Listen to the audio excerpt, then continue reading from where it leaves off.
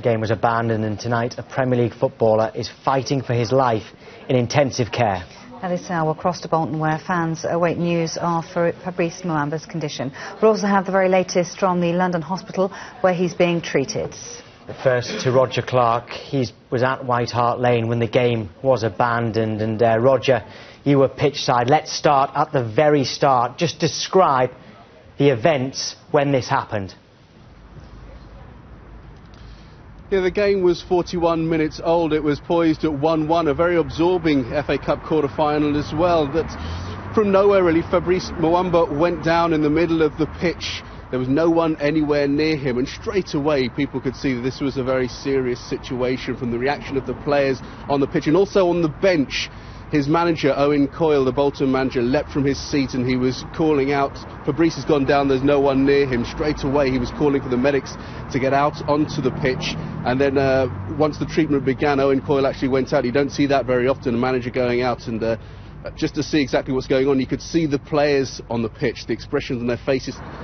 Well, the fans, initially it was quite interesting to see the reaction of the fans. As soon as Fabrice Muamba went down, everyone in the stadium seemed to appreciate that this was an extremely serious situation, including the fans. Now, normally if a player goes down, there's often a bit of booing and jeering from the opposition fans. You didn't hear that this evening here at White Hart Lane. He went down perhaps because of the reaction from the players, perhaps because they saw the way Owen Coyle was getting so agitated on the touchline as well. They realised the situation, and the ground pretty much fell silent initially. And as the treatment went on, then a few Bolton fans, just cheering their support, started chanting Fabrice Muamba. A few Tottenham fans joined in as well, and that went on for a little bit as well. Again, as this treatment went on for around 10 minutes or so, and people started realising just how serious it was, the silence descended again. It was extremely eerie. And then as Fabrice Muamba was taken away, he was applauded off the pitch. Then the players were called away by Howard Webb. He blew his whistle and took them off, and then people just sat around in silence. People wanted to know what was going on, and information wasn't forthcoming, but we were waiting for that announcement that confirmed that the match had been abandoned. Initially we weren't sure if Howard Webb had blown and called the players in for half-time, but it soon became clear the match was abandoned. That was then confirmed over the tannoy. The fans were told that they were free to leave, and to leave by any available exit, and they did just that, but in absolute silence, offering up their best wishes for Fabrice Muamba as they went as well. For now, Roger, thank you. Well, Rhiannon Mills is at London Chest Hospital for us this evening, where Fabrice Muamba is being treated.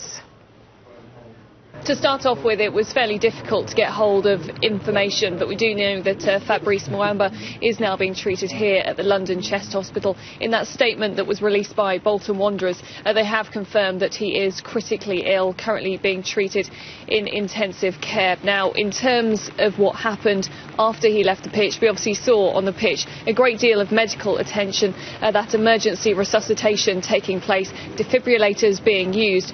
Whether he was then taken to an accident emergency hospital nearby before then being transferred here, we're not entirely sure. But to give you some detail about the kind of expertise that they have here, this is actually the 24-hour emergency unit where heart attack patients are brought to be treated, and they say that the fact that they are open 24 hours is often critical in saving lives and also preventing further heart attacks.